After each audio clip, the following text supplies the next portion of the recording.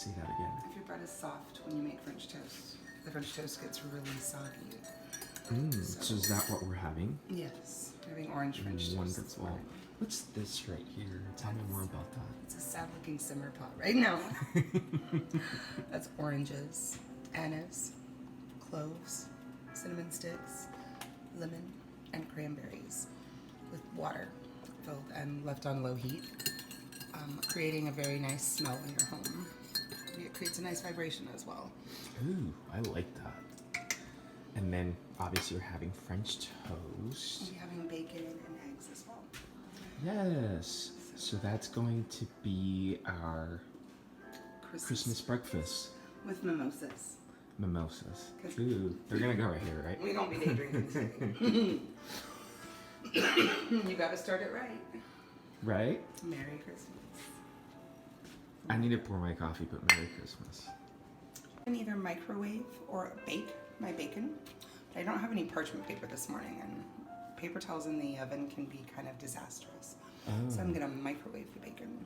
Okay. So I lay a couple of paper towels over the top of a oven safe or microwave safe plate. Right. And then lay my strips of bacon evenly across the paper towels. Right. So there's 2 of us, and I figure we'll both eat probably like 3 strips of bacon, so there's 6 strips total. And I start the microwave for 1 minute less than the amount of strips of bacon I have. Okay. So if I have 6 strips of bacon, I'm gonna set my microwave for 5 minutes. Okay. Why is that? I'm sorry. Why is that? I don't know. It just seems to be a good. It seems to be a good formula for me. Okay. It's worked in most of the microwaves that I've used, and I'm not really positive of the wattage, but they all seem to be about the same size at-home microwaves. So okay. It just like this is thick cut bacon, so I'll probably have to add extra time to it. But 5 minutes is going to be my start point. Okay. And I try to crinkle the bacon just a little bit so the ends sit on the inside of the plate. Otherwise, you'll have a greasy mess in your microwave. Okay. I also cover it with a couple of paper towels before putting it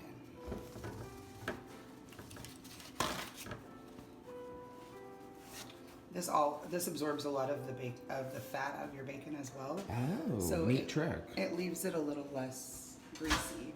Okay. I like it.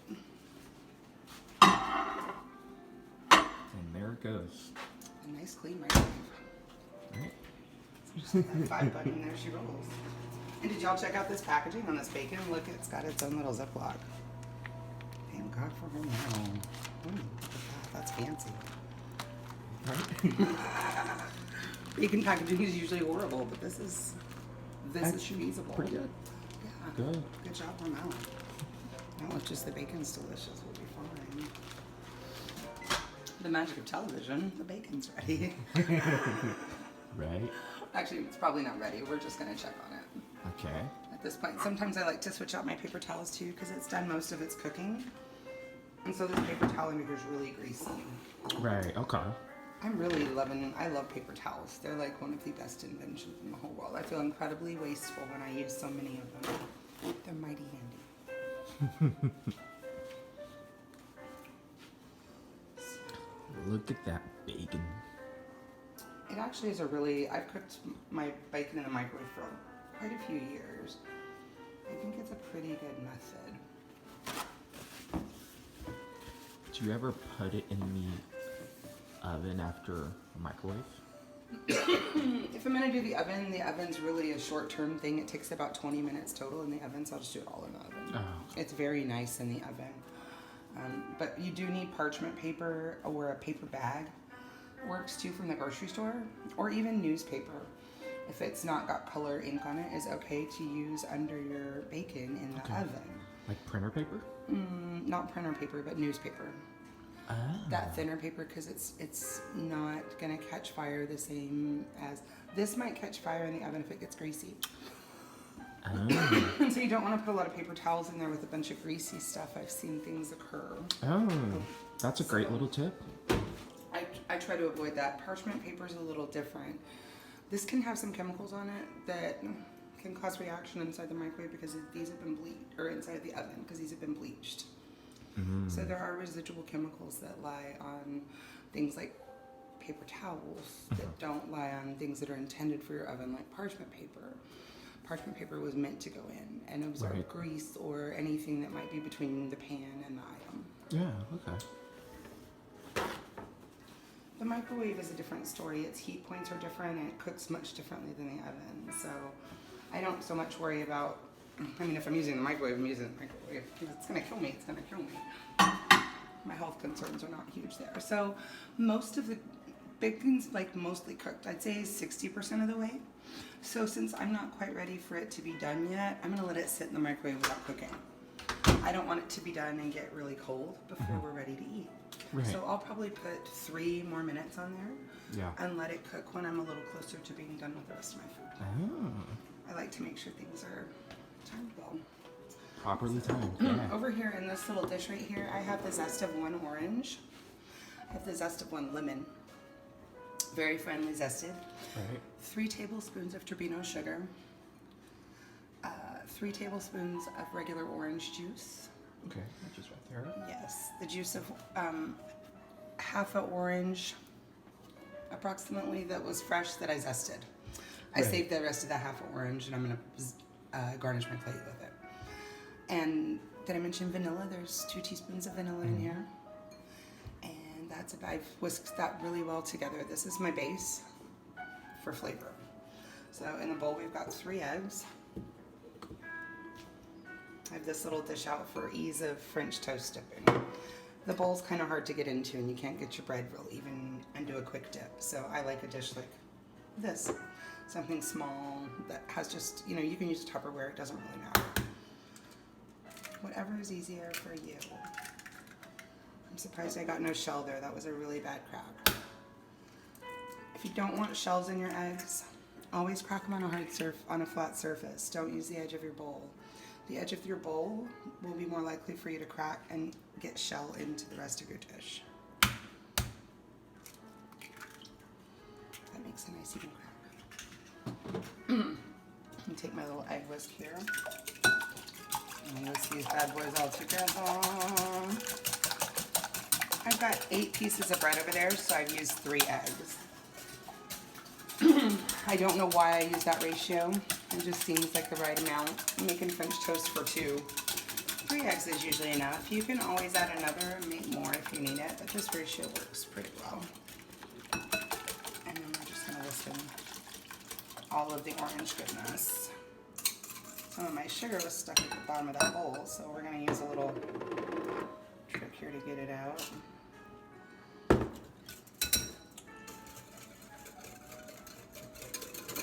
That'll just take and wind the rest of the sugar down into the big bowl. Now that that's all whisked nicely together, pour that into my dipping container. Now we have a nice little place to bathe our pieces of bread. Pardon me. I always heat my pans on high and then adjust my temperature as I go along. I don't like my French toast to sit in the egg bath for too long. It just needs a quick little dip. So we'll start dipping.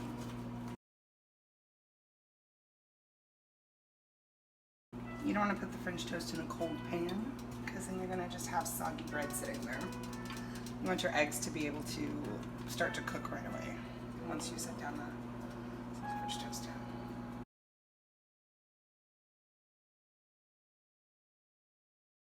You want to hear that sizzle with French toast. Eggs. Beautiful.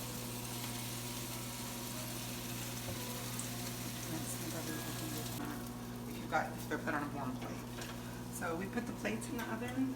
I dried the bread out in a 200-degree oven, so it's still warm in there. So I just want those plates to get a little bit toasty while I finish the rest of the food. Look how nice this is.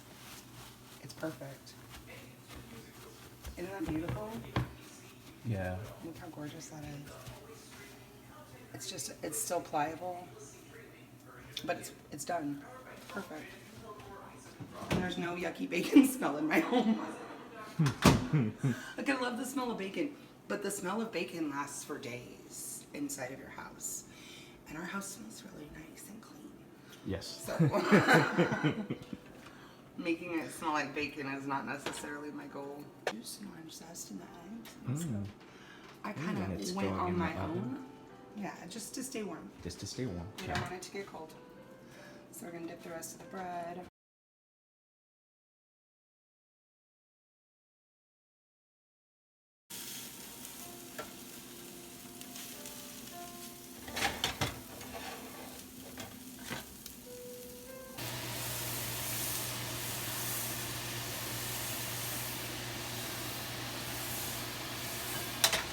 I'm not doing this on the heat because my burner got very warm, and I kind of want to get it back to a place where I can comfortably eat the eggs and not have them burn. So I just moved it off the heat for a second. Put it back on there so the butter doesn't get burned.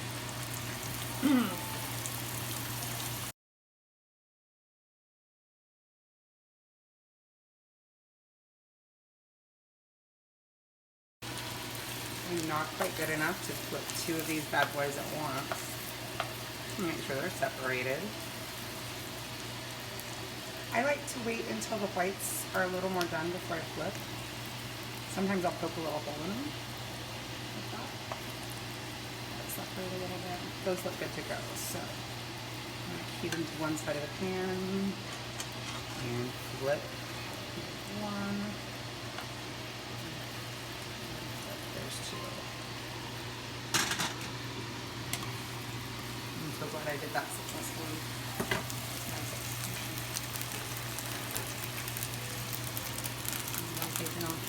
Kind of blot a little of that butter out so it doesn't burn, giving the eggs that really brown look to them. I don't like that.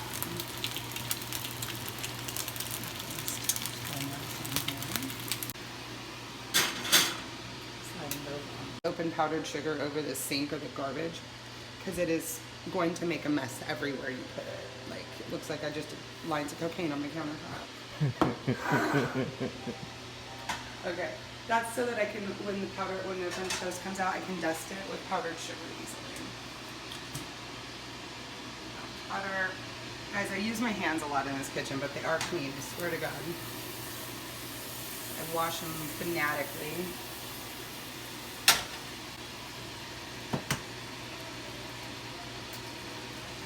But I don't believe we can cook without touching our food. I think it's important to make sure that you've got the right textures, and I don't think we can do that with gloves on all the time. It's very difficult.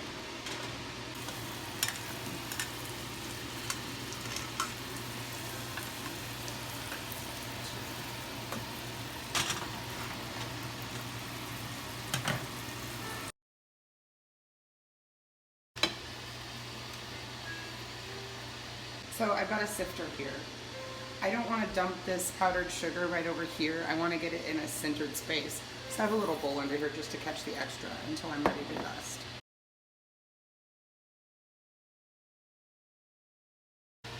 I just like to dust the powdered sugar on there because I just think it looks beautiful. I usually take a little extra powdered sugar and a lemon, and I use that as syrup. So, and with a little butter. So. Yes. All right, folks. There we have it. We've got orange French toast for Christmas breakfast. Orange French toast for Christmas. I hope you have a wonderful holiday. I hope it's merry and bright, and that you have all the love that you deserve.